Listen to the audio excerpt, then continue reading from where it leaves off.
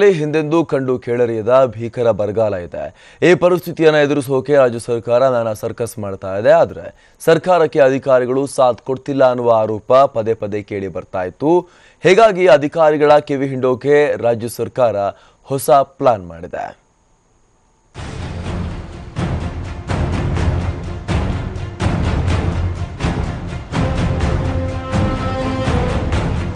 ಈ ಬಾರಿ ಮುಂಗಾರು ಹಿಂಗಾರು ಎರಡು ಕೈಕೊಟ್ಟಿದ್ದರಿಂದ ರಾಜ್ಯದಲ್ಲಿ ಬರ ಪರಿಸ್ಥಿತಿ ಹಿಂದೆಂದಿಗಿಂತಲೂ ಭೀಕರವಾಗಿದೆ. ಹೀಗಾಗಿ ಬರ ಪರಿಹಾರ ಕಾಮಗಾರಿಗೆ ಸರ್ಕಾರ ಕ್ರಮ ಕೈಗೊಂಡಿದೆ. ಆದರೆ ಇದಕ್ಕೆ ಸರ್ಕಾರಿ ಅಧಿಕಾರಿಗಳೇ ಸಹಕರಿಸುತ್ತಿಲ್ಲ ಅನ್ನೋ ಆರೋಪ ಕೇಳಿಬಂದಿತ್ತು. ಹೀಗಾಗಿ ಸಿಎಂ ಸಿದ್ದರಾಮಯ್ಯ ಬರ ಪರಿಹಾರದ ಪ್ರಗತಿ ಪರಿಶೀಲನೆಗೆ ಮುಂದಾಗಿದ್ದಾರೆ. ಈ ಹಿನ್ನೆಲೆಯಲ್ಲಿ ರಾಜ್ಯದ ಎಲ್ಲ ಜಿಲ್ಲಾಧಿಕಾರಿಗಳು ಮತ್ತು ಜಿಲ್ಲಾ ಪಂಚಾಯತ್ ಸಿಇಒಗಳ ಸಭೆ ನಡೆಸಿ ಆರಂಭಿಕವಾಗಿ ವಾಸ್ತವಿಕ ವರದಿಯನ್ನ ಪಡೆದುಕೊಂಡರು. ರಾಜ್ಯದಲ್ಲಿ ಮುಂಗಾರು ಹಂಗಾಮಿನಲ್ಲಿ 139 ತಾಲೂಕುಗಳು ಹಾಗೂ ಹಿಂಗಾರು ಹಂಗಾಮಿನಲ್ಲಿ 160 ತಾಲೂಕುಗಳು ಭೀಕರ ಬರಕ್ಕೆ ತುತ್ತಾಗಿವೆ. ಅಲ್ಲದೆ ಮುಂಗಾರಿನಲ್ಲಿ 18% ಹಾಗೂ ಹಿಂಗಾರಿನಲ್ಲಿ 68% ಮಳೆ ಕೊರತೆ ಉಂಟಾಗಿದೆ. ಒಟ್ಟಾರೆ 25,000 ಕೋಟಿ ರೂಪಾಯಿಗಳಿಗೂ ಹೆಚ್ಚು ಮೌಲ್ಯದ ಬೆಳೆ ನಷ್ಟವಾಗಿದೆ. ಆಲಮಟ್ಟಿ, ನಾರಾಯಣಪುರ, ಘಟಪ್ರಭಾ ಹೊರತುಪಡಿಸಿ ಉಳಿದೆಲ್ಲ ಜಲಾಶಯಗಳಲ್ಲಿನ ನೀರಿನ ಸಂಗ್ರಹಣಾ ಪ್ರಮಾಣದಲ್ಲಿ ಭಾರೀ ಕುಸಿತವಾಗಿದೆ. ಇದರಿಂದ ಕುಡಿಯುವ ನೀರಿನ ಸಮಸ್ಯೆ ಉಲ್ಬಣಗೊಂಡಿದೆ. 2015-16ನೇ ಸಾಲಿನಲ್ಲಿ ಮುಂಗಾರು ಬೆಳೆ ನಷ್ಟಕ್ಕೆ 32.99 ಲಕ್ಷ ರೈತರಿಗೆ 1,540 ಕೋಟಿ ರೂಪಾಯಿ ಇನ್ಪುಟ್ ಸಬ್ಸಿಡಿ ಬಿಡುಗಡೆ ಮಾಡಲಾಗಿದೆ.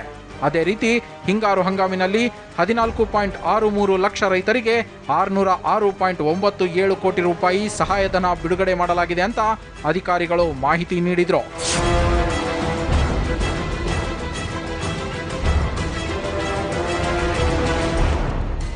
ಮಾಹಿತಿ ಪಡೆದ ಸಿಎಂ ಅಧಿಕಾರಿಗಳ ವಿರುದ್ಧ ಗರಂ ಆದರು. ಕೇಂದ್ರ ಸರ್ಕಾರ 1,782.44 ಕೋಟಿ ಅನುದಾನ ನೀಡಿರುವುದಾಗಿ ಪ್ರಕಟಿಸಿದೆ. ಆದರೆ ಇಲ್ಲಿವರೆಗೂ ರಾಜ್ಯ ಸರ್ಕಾರಕ್ಕೆ ಯಾವುದೇ ಅನುದಾನ ಬಂದಿಲ್ಲ. ಇದಕ್ಕೆ ಚಕಾರವೆತ್ತದ ಪ್ರತಿಪಕ್ಷಗಳು ಈ ಹಿಂದೆ ಬಿಡುಗಡೆಯಾದ ಅನುದಾನವೇ ಬಳಕೆಯಾಗಿಲ್ಲ ಅಂತ ಅಪಪ್ರಚಾರ ಮಾಡ್ತಿವೆ. ಈ ಬಗ್ಗೆ ಸ್ಪಷ್ಟೀಕರಣ ನೀಡದೆ ಮೌನ ವಹಿಸ್ತಾ ಇರೋದು ಯಾಕೆ ಅಂತ ಅಧಿಕಾರಿಗಳನ್ನ ತರಾಟೆಗೆ ತೆಗೆದುಕೊಂಡರು. ಅಲ್ಲದೆ ಸ್ಪಷ್ಟನೆ ನೀಡುವಂತೆ ಸಿಎಂ ಅಧಿಕಾರಿಗಳಿಗೆ ಸೂಚಿಸಿದ್ರು.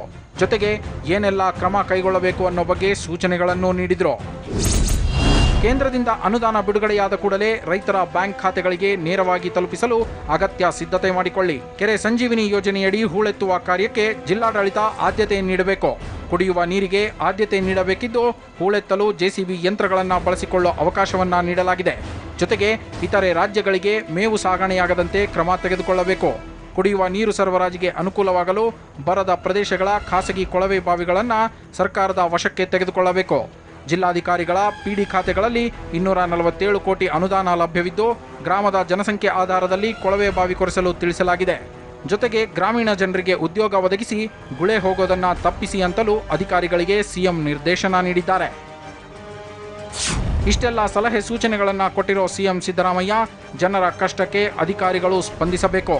ಇಲ್ಲದಿದ್ದರೆ ಜಿಲ್ಲಾಧಿಕಾರಿಗಳು ಹಾಗೂ ಜಿಲ್ಲಾ ಪಂಚಾಯತ್ ಮುಖ್ಯ ಕಾರ್ಯನಿರ್ವಹಣಾಧಿಕಾರಿಗಳೇ ಹೊಣೆ ಅಂತ ಹೇಳಿದ್ದಾರೆ.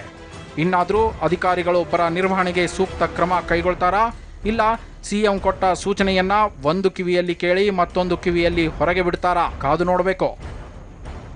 ಆನಂದ ಬೈದನಮನೆ, TV9 ಬೆಂಗಳೂರು.